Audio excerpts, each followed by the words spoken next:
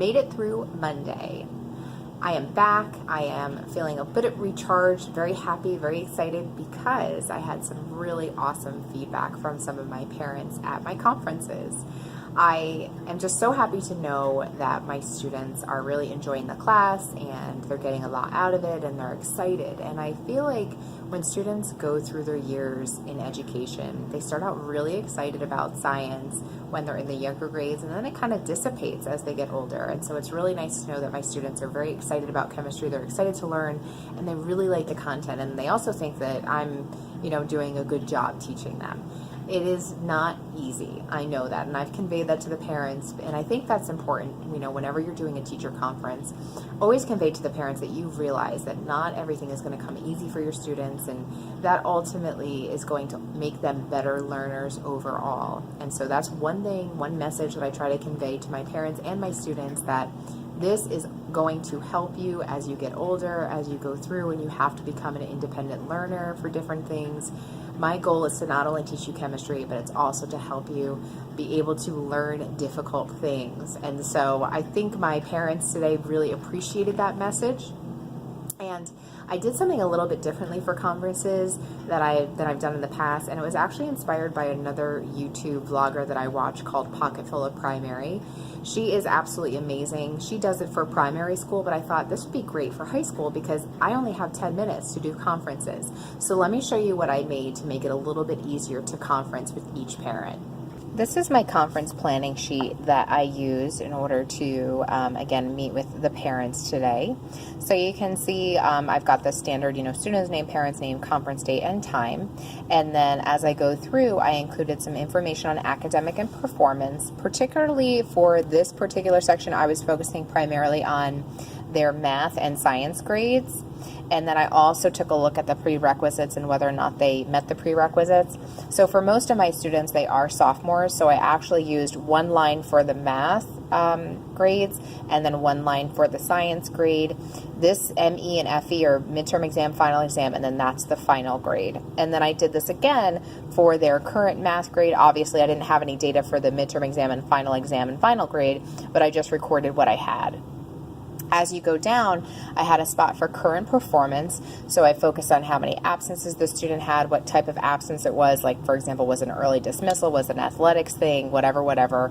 I also had the test average for that particular category, quiz, any homework assignments, and then any formative assessments.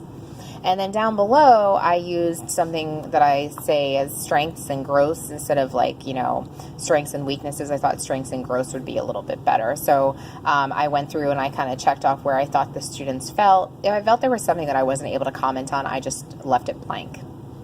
And then down below, I put information as far as when my extra help time is, my homework calendar, all that good stuff. And then I do have a section for notes, and so I kind of was able to write down a little bit of notes on here for anything that I wanted to comment on with the parents, and it just helped me to kind of focus my conferences a little bit more. I would say overall that my parents were pretty impressed with that sheet that I put together for them. The other thing that I included with them was some of the common assessments and tests and quizzes that I gave back to the students but then recollected. So that was also included at the back of that sheet, so they were able to kind of look through and see what kind of mistakes the students were making, and if it was a common mistake, for example, are they always forgetting to include units, are they not having the right sig figs, things like that. And so I think the parents really appreciated my level of preparation, especially because it was, again, only a 10-minute conference, but it helped us to be a little bit more focused in terms of the things that we could talk about. So right now I am exhausted, absolutely exhausted, but I have to get ready for the lab that I'm doing tomorrow. So I'm going to spend some time getting ready for that.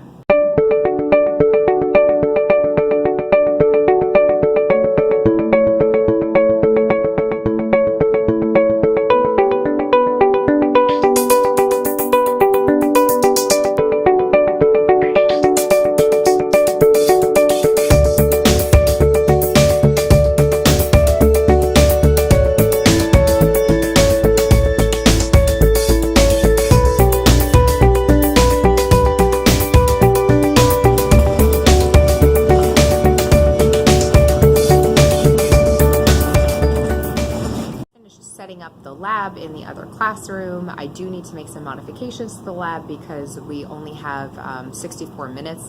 So typically we have about 40 to 45 minutes per class period, but tomorrow, because we have the half day, everything's shortened, so they have to be able to get the lab done in about 64 minutes.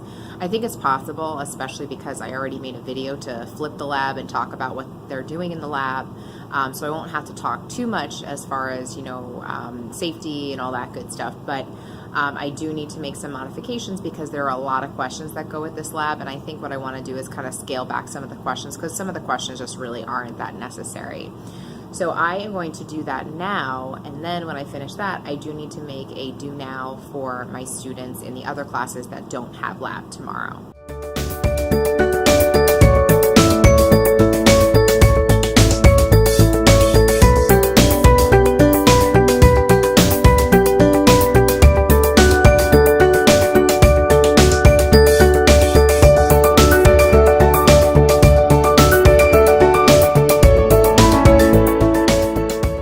So I think that takes care of that. I am going to go and make some copies of the things that I need for tomorrow.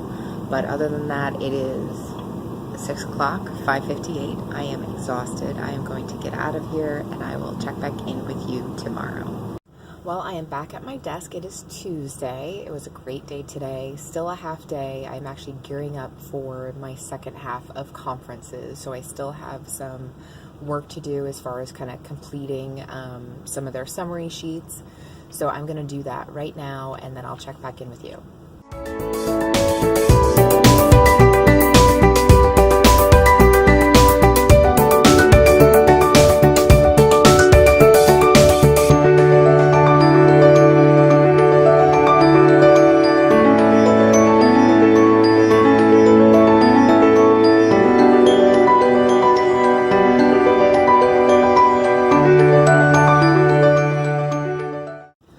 I thought I would share with you one thing that I did today that I haven't done ever in the past. I've seen it done in other classes and things, but in chemistry I haven't seen it so much. So what I did was I actually wrote my students a card, and basically it's a card that looks something like this.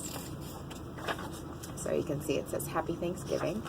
And basically I wrote them a card and I told them what they have done in my class, has been really pretty remarkable, and how much I appreciate their flexibility and their ability to work hard and, trust me enough to kind of go through this process of integrating the NGSS, because sometimes, the lessons don't always work very well. And, so I just wanted to recognize them for just being so positive through all of this. So I read them my note of appreciation, and then I invited them to actually make their own cards for certain people in their life that has, helped them in some way. So I made all of these different templates. This one says appreciation, and then you could just like fold it. And I had this one, which I thought was kind of cute.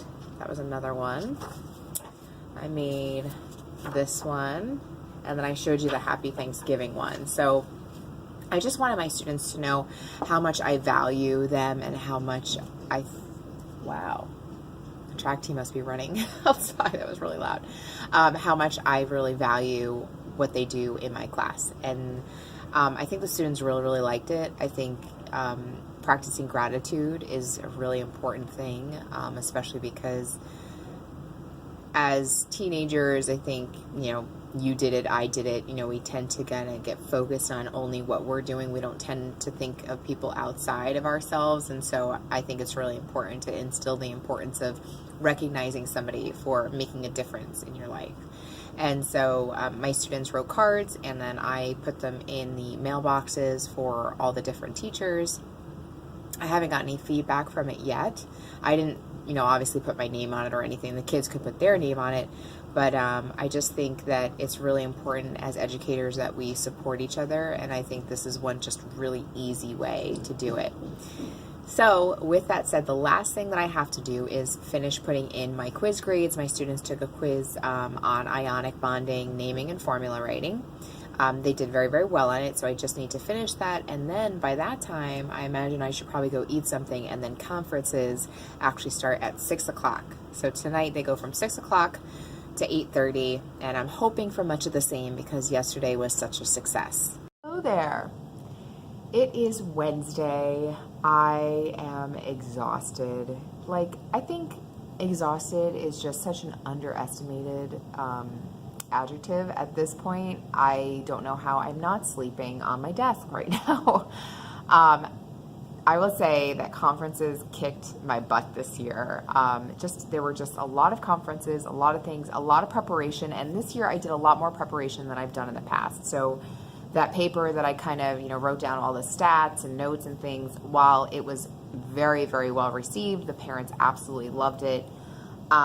It was a lot of work up front. I do feel, though, that I would do that again in a heartbeat because I think that it had really helped me to have more quality conversations with the parents and be able to express my concerns a little bit more clearly because you only have 10 minutes. And so I think that the parents were very impressed. They really liked it because they were able to take it with them. And they had my notes on it. They really liked it because they actually wrote down notes while I was talking. So I think overall, I will absolutely do it again. I think it was amazing. It was an amazing tool. So thank you, Pocket Full of Primary, because that was an amazing idea. My conferences were great last night. They actually went a lot later than I expected, so that's why I didn't catch up back with you when I was finished, but they went very, very well last night. The parents were saying very complimentary things. I think one of the most powerful questions that I've been asking each set of parents was, what does your kid say about my class? Do they like it? Are they saying positive things at home? Help give me some insight. And so being able to have that insight really gives me a way to kind of know, what the student needs to work on, what I can help them with, how they're feeling. Because let's be honest, if your students are uncomfortable in your class, they are not going to learn, and it's going to be a very, very difficult time for them. And so I was very happy to hear that for the most part, it was very, very positive. Really, there are no issues. So I am going to get out of here very, very soon. I have a couple more things to kind of get ready for, but it is 1:40. School ended at 12 o'clock, but I had some things that I had to catch up on and kind of clear off my desk and stuff because I just hate coming back after a long weekend and having just so much kind of to do. So with that said, I hope that you have an amazing, amazing Thanksgiving. I hope you took the time to, of course, thank your students for their presence in your classroom. But most of all, I hope that you take the time to let your loved ones know how much they mean to you. And I want to take this opportunity to thank you for watching my channel because obviously your students are incredibly lucky to have you being their teacher because anybody that's going to spend their own personal time trying to learn and get better at this teaching profession are pretty amazing teachers. So thank you so much. Your students are incredibly lucky to have you, and I hope you have a wonderfully relaxing Thanksgiving. Take care. Thanks so much for watching to the end of this video. I hope you found the information helpful as you teach science to your students. I really don't want to lose touch, so please make sure that you hit both like and subscribe so you get notifications every time I post a new video, and I'll catch you later.